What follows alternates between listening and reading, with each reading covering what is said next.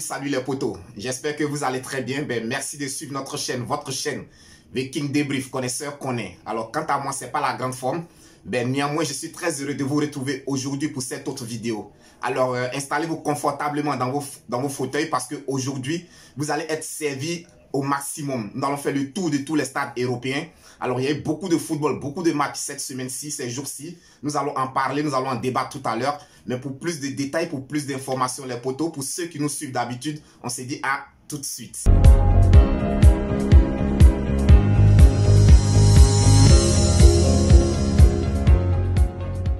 Les potos, nous allons commencer ce tour de tous les stades européens du côté de la France. Sachez que pour le compte de la 7e journée, Paris Saint-Germain se déplaçait du côté de Metz.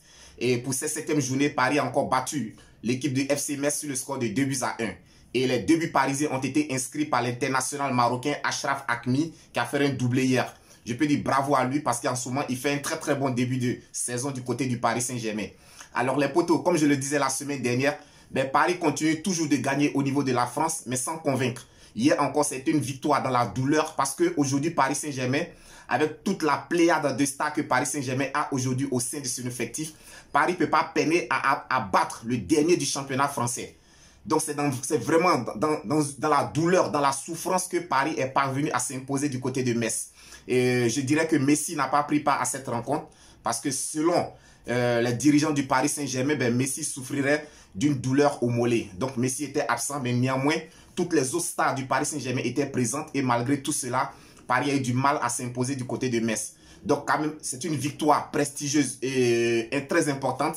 Donc, Paris, ça leur fait 7 matchs, 7 victoires. En ce moment, seul leader de la Ligue 1, Iber East, avec 21 points. Et sachez que aussi, on a Angers qui recevait Marseille. Alors, Marseille a été tenu en échec sur le terrain de Angers. 0 but partout entre les deux formations. On a aussi Monaco qui recevait FC Saint-Etienne.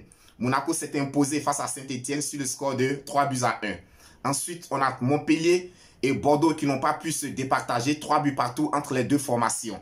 Alors, les potos, ce que vous devez retenir, c'est qu'après cette journée, le Paris Saint-Germain est le seul leader de la Ligue 1 Uber Eats. Alors, Marseille est le dauphin du Paris Saint-Germain avec 14 points. Marseille est deuxième. Et Metz ferme la boucle, Metz ferme la marche avec seulement 3 points après 7 journées.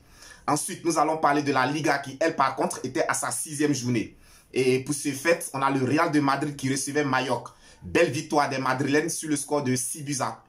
À noter le triplé de Marco Asensio et aussi le doublé de Karim Benzema. Il faut dire que cette équipe du Real de Madrid, les potos, je le disais la semaine dernière, c'est une équipe qui est très solide dans tous les compartiments de jeu. Et aujourd'hui, à regarder le Real de Madrid jouer, ça fait vraiment plaisir. Parce que c'est un Real qui déroule le football, c'est un Real qui pratique vraiment le beau football qu'on aime voir. Tu sens qu'il y a des déplacements, tu sens qu'il y a des automatismes. Tu sens que les boys sont contents de jouer les uns pour les autres. Chacun fournit les efforts pour son partenaire. Donc, vraiment, c'est un collectif aujourd'hui qui a réussi à mettre en place Carlo Ancelotti. Et moi, je lui tire mon chapeau. Je dis bravo à Carlo Ancelotti.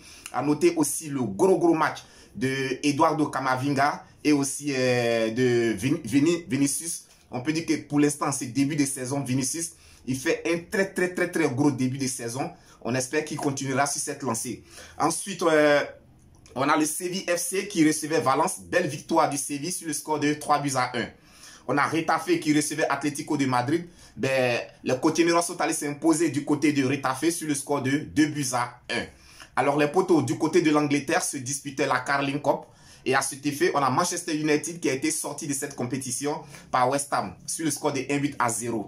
On se souvient tous qu'en championnat, Manchester United était allé s'imposer du côté de West Ham sur le score de 2-1. Là, je dirais belle revanche de la part de West Ham qui sont venus éliminer les Mancuniens à Old Trafford sur le score de 1-0. À noter que Cristiano Ronaldo n'a pas pris part à ce match. Il était absent. Je suppose que c'était juste pour des questions de lui permettre de se reposer un peu parce que là, il est en train de faire un très gros début de saison avec Manchester United. Aussi, on a Chelsea qui recevait Aston Villa. Alors, au terme des 90 minutes, les deux équipes étaient à 1 but partout. Il a fallu les tirs au but pour pouvoir départager les deux équipes.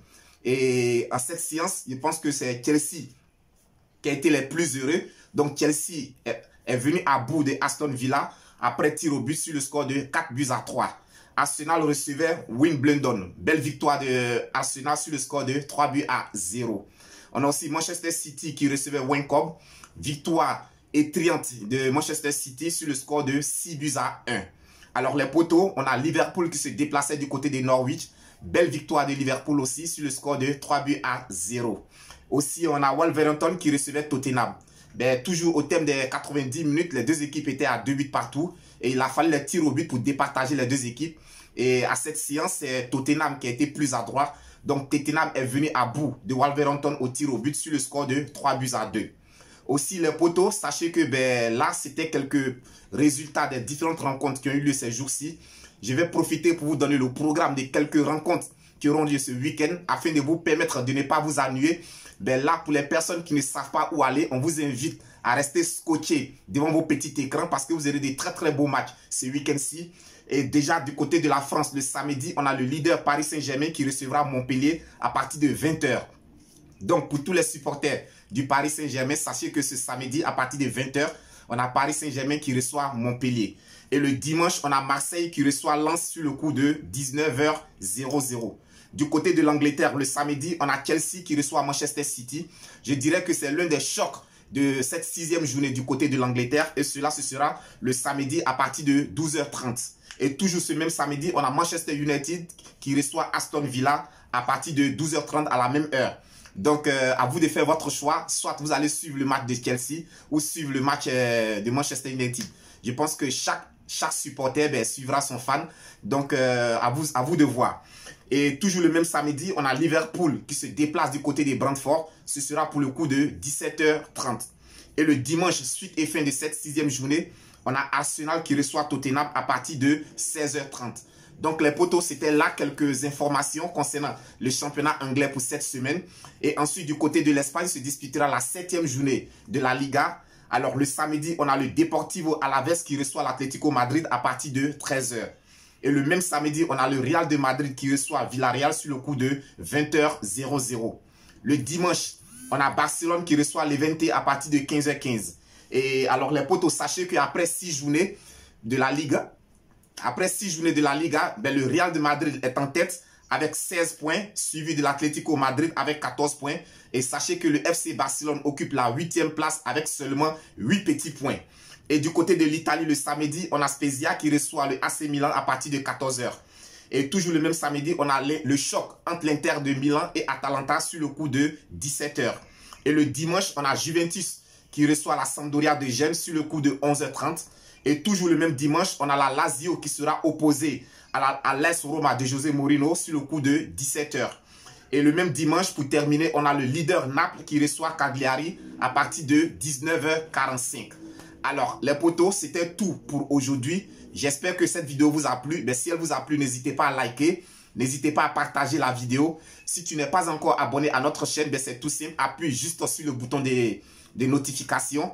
Active la cloche de notification pour ne plus rien rater de nos prochaines vidéos. Quant à moi, j'ai été très heureux de vous présenter cette autre vidéo. On se dit à très bientôt. Et merci de suivre notre chaîne Viking Débrief Connaisseur Connaît.